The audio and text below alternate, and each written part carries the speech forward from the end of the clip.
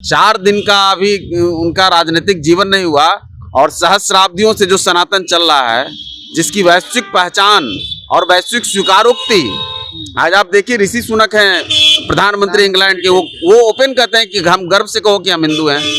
Barack Obama अपने pocket में हनुमान चालीसा रखते थे और वो हनुमान जी को अपना आइडियल मानते थे। इसी धर्म विशेष के लिए आपके अंदर इतना जहर भरा हुआ है, तो ये तो बहुत ही दुर्भाग्यपूर्ण है। और इस पर तो हमको लगता है कोर्ट भी संज्ञान लेगा और सरकार भी उस पर एक्शन लेगी, कानून भी लेगा, लेकिन जनता इन लोगों पर कड़ा एक्शन लेगी। बाप दादा के नाम पर आए हैं, उनको तो कुछ करना होता नहीं है, आए मंत्री बन गए। आपने देखा, गौर किया होगा आपने, वो कितना, ऐसा नहीं कि बोलते हुए बोल गए, अगर आपने सुना होगा उनके भाषण, अपने बयान पे कायम नहीं कायम है ही, वो जो बोल रहे थे वो लिखा हुआ था और वो देख करके पढ़ रहे थे। अपने पुरखों का जिन्होंने नाम मिटा दिया, जो नेहरू से गांधी हो गए, जो अपने बाप दादा का नाम लेना उचित नहीं समझते हैं, वो इस पर सवाल उठा रहे हैं। उनको बताना चाहिए कि आखिर फिरोज गांधी जी के, फिरोज खान जी के मतलब उनकी पुण्यतिथि, उनकी जयंती क्यों नहीं मनाते हैं? राम को कोई राजा के रूप में मान रहा है, कोई महान पुरुष के रूप में मान रहा है, कोई भगवान के रूप में मान रहा है, वो सबकी आजादी है, लेकिन राम के चरित्र को नहीं मानना, ऐसा मांझी साहब ने कभी नहीं कहा कि हम राम के चरित्र को, उनके आइडियोलॉजी के खिलाफ हैं या उनके चरित्र के खिलाफ हैं। हिंदुस्तान में रहने वाले जो भी लोग हैं वो इसको बर्दाश्त नहीं कर सकेंगे। जिस तरह से आपको आज़ादी है, आप जिस धर्म को मानना चाहे माने, न मानना चाहे न माने। इंडिया में तो जिन्होंने डॉट डॉट लगाया, इंडिया में उनको डर लग रहा है ना, जिन्होंने इंडिया को 3 भागों में बांटा, उसके पहले भी कई भाग बटे, उनके साथ वो करे रहते हैं। आज भी इंडिया के हर अक्षर के बाद डॉट लगा दिया, तो उनको भय है ना। अब भारत में सनातन धर्म को लेकर राजनीति छिड़ गई है। अगर हम यूं कहें तो इस धर्म को लेकर राजनीति आज से नहीं, करीबन 1990 से हो रही है। लेकिन अब कुछ ऐसा विवादित टिप्पणी आया है, उदयनिधि स्टालिन यानी कि जो अभी मुख्यमंत्री हैं MK स्टालिन, उनके सुपुत्र हैं, उन्होंने ऐसा बयान दिया कि राजनीतिक गलियारे में इस चर्चा का काफ़ी महत्व बढ़ गया। महत्व इसीलिए क्योंकि अब लोग इस चीज़ को लेकर उनको कटघरे में खड़ा कर रहे हैं। नमस्कार, जनता जंक्शन देख रहे हैं आप और मैं हूं आपके साथ आशुतोष उपाध्याय।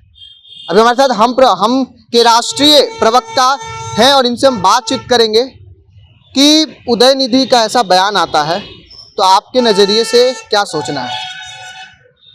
देखिए, आपके नज़रिए से या हमारे नज़रिए, सबके पार्टी के नज़रिए से, जो भी कह लें, हिंदुस्तान में रहने वाले जो भी लोग हैं वो इसको बर्दाश्त नहीं कर सकेंगे। जिस तरह से आपको आज़ादी है, आप जिस धर्म को मानना चाहे माने, न मानना चाहे न माने।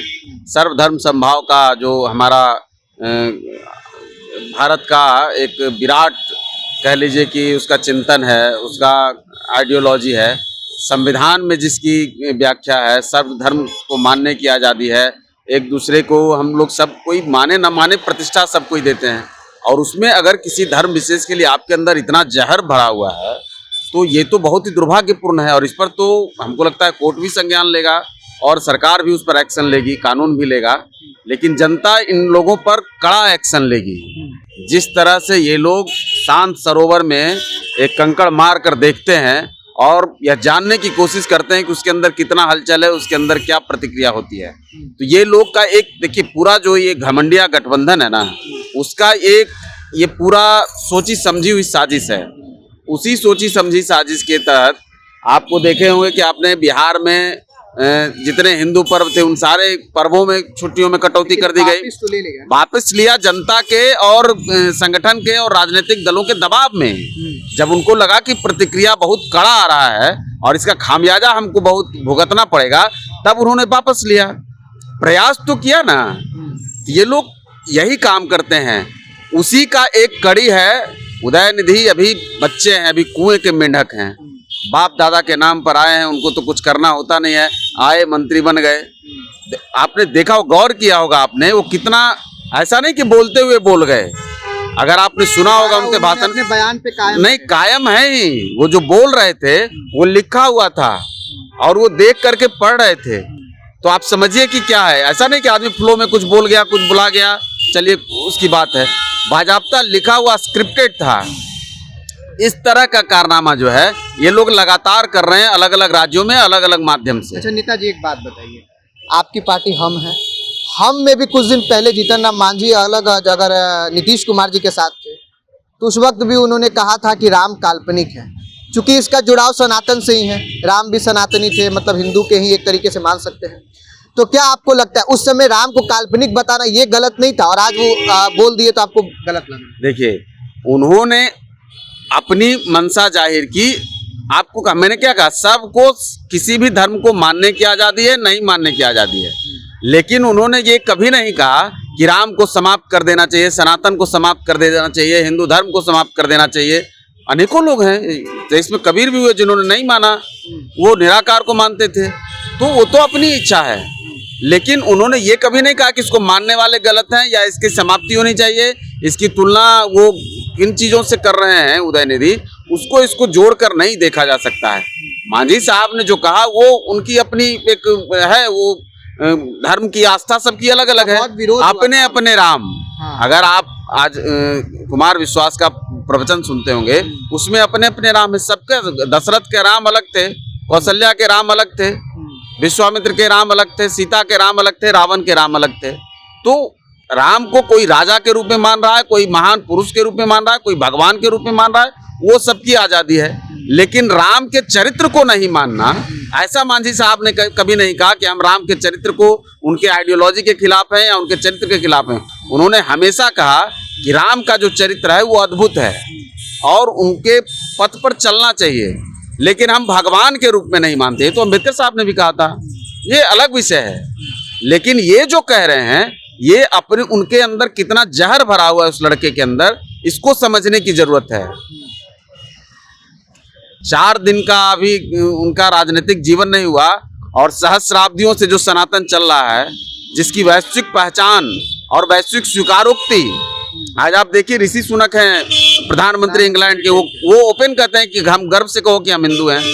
बराक ओबामा अपने पॉकेट में हनुमान चालीसा रखते थे और वो हनुमान जी को अपना आइडियल मानते थे। आज विवेक रामास्वामी जो ट्रंप को चैलेंज कर रहे हैं, वहाँ के राष्ट्रपति के कैंडिडेट के रूप में, रिपब्लिक पार्टी के कैंडिडेट कौन होंगे, इसमें विवेक रामास्वामी चैलेंज कर रहे हैं। और विवेक रामास्वामी पूरी तरह से अपनी भावना को प्रकट करते हैं और कहते हैं कि नहीं, बन भी सकते हैं। हाँ। और वो कहते हैं कि हम हिंदू हैं। सिंगापुर के जो राष्ट्र प्रमुख बने वो हिंदू हैं। तो किस तरह से इसका सनातन का फैलाव हो रहा है और फिर से लोग वापस आ रहे हैं। ये लोग घबरा चुके हैं, इन लोगों को लगता है कि हमारी दुकान बंद हो जाएगी। तो ये जो दुकान चलाने वाले ऐसे लोग हैं जो राजनीतिक दुकान चलाते हैं, जो उसकी आड़ में इस तरह का खेल खेलते हैं, जो विदेशों से चंदा लेकर के और उसका इस्तेमाल करते हैं, वैसे लोगों की अब धीरे धीरे ओपन होने लगा, खुलकर आने लगा। दाल नहीं गलने वाली, दाल तो नहीं ही गलेगी। हाँ। जनता उनको कहाँ फेंकेगी उनको पता नहीं। अच्छा, आप लोग को इंडिया से डर क्यों लग रहा है? मतलब जो इंडिया नाम उसको हटा के भारत कर दे रहे हैं, G20 के जो सारे डेलीगेट सारे। आप लोग देखिए गलत व्याख्या करते हैं। इंडिया नाम से किसको डर लगेगा? हाँ। इंडिया में तो जिन्होंने डॉट डॉट लगाया, इंडिया में उनको डर लग रहा है ना, जिन्होंने इंडिया को 3 भागों में बांटा। हाँ। उसके पहले भी कई भाग बटे, उनके साथ वो करे रहते हैं। आज भी इंडिया के हर अक्षर के बाद डॉट लगा दिया, तो उनको भय है ना। भारत तो कौन है जो, इंडिया जो शब्द था, देखिए भाव जो होता है, भावना को समझना चाहिए। यहाँ लोग उसको दूसरे रूप में मैनिपुलेट करते हैं। हमारे देश पर जो विदेशी लोगों का, विदेशी आक्रांताओं का शासन रहा, इंडिया नाम कब से रहा आप बताइए? इंडिया कंपनी का। अब उसके पहले जो था हमारा देश, उसकी पहचान क्या हो गई? उसके पहले जो हमारा देश था उसकी क्या पहचान थी? किसी ने कोई आक्रांता आया, उसने कुछ नाम दे दिया, किसी ने कुछ नाम दे दिया। लेकिन हमारा जो मूल है, तो हम विदेशी जो चिन्ह है उसको अपनाने में वो लोग पता नहीं क्यों इतना इंटरेस्टेड रहते हैं। भारत से ही अब जाना चाहिए। भारत तो है ही, लेकिन अब इंडिया सबको मतलब समाप्त कर देना चाहिए। अब ये देखिए, ये मेरा विषय नहीं है। लेकिन भारत की स्वीकारोक्ति आप अगर सोशल मीडिया पर देखें, आम लोगों से, आप 100 लोगों से पूछ लें कि उनकी मंशा क्या है। वो भारत चाहते हैं। नाम तो किसी देश का एक नाम तो स्पष्ट होना चाहिए ना। लेकिन जो अपने पुरखों के नाम के साथ भी नहीं रहते हैं, जो राजनीतिक का मतलब अपनी कुर्सी की चाहत में अपने पुरखों का जिन्होंने नाम मिटा दिया, जो नेहरू से गांधी हो गए, जो अपने बाप दादा का नाम लेना उचित नहीं समझते हैं, वो इस पर सवाल उठा रहे हैं। उनको बताना चाहिए कि आखिर फिरोज गांधी जी के फिरोज खान जी के मतलब उनकी पुण्यतिथि, उनकी जयंती क्यों नहीं मनाते हैं? आखिर कुछ तो कारण होगा ना। तो वैसे लोगों का भारत नोटिस नहीं ले रहा है, इसीलिए वो लोग बेचैन हैं, ऐसा खाल ओढ़ना चाहते हैं। उनको यूपीए अपने नाम को लगातार वो बदलते हैं, चेहरा छुपाते हैं अपने कुकर्मों को छुपाने के लिए। तो इस तरह के खेल से भारत समझ चुका है।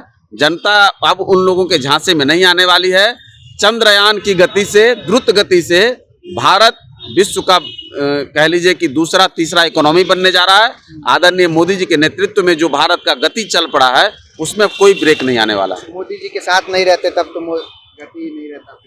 नहीं, अगर मैं देखिए राजनीति में अगर मगर नहीं चलता है। हम जो हैं वर्तमान जो है वही चलता है। अगर साथ जा रहा है, अगर नहीं रहे, अगर दूसरे पार्टी में रहते तो नहीं जा रहा। नहीं, ये कभी नहीं आपने सुना होगा कि हमने कभी उनके इन चीज़ों पर हम मांझी जी के फिर नीति, आप लोग भी जो है क्या ना कि एक माइंड सेट बना लेते हैं। मांझी जी ने कभी भी सत्ता की परवाह नहीं की। वो जहाँ भी रहते हैं वहाँ की खामियों को उजागर करते रहे। जब सत्ता में थे तभी नीतीश कुमार जी के खिलाफ अगर कुछ रहता था तो बोलते थे। जब एनडीए में थे, इस समय हम नीतीश जी के साथ नहीं रह करके पहले भी मोदी जी के साथ थे, वहाँ भी कुछ खामियां थे तो उसको भी कहते थे। तो आप जीतन राम मांझी ही अकेले ऐसे शख्स हैं जो कुर्सी और गठबंधन के हिसाब से नहीं बोलते हैं, वो जो रहता है वो बोलते हैं। जीतन राम मांझी ही एक ऐसे अकेले शख्स हैं जो कुर्सी और गठबंधन के हिसाब से नहीं बोलते हैं। यानी कि जो सही और गलत होता है तब वो बोलते हैं, जो सही बात है सही बोलते हैं, गलत होता है गलत बोलते हैं। फिलहाल इस वीडियो पे आपकी क्या राय कमेंट बॉक्स में जरूर बताइएगा। आप देख रहे थे जनता दर्शन। धन्यवाद।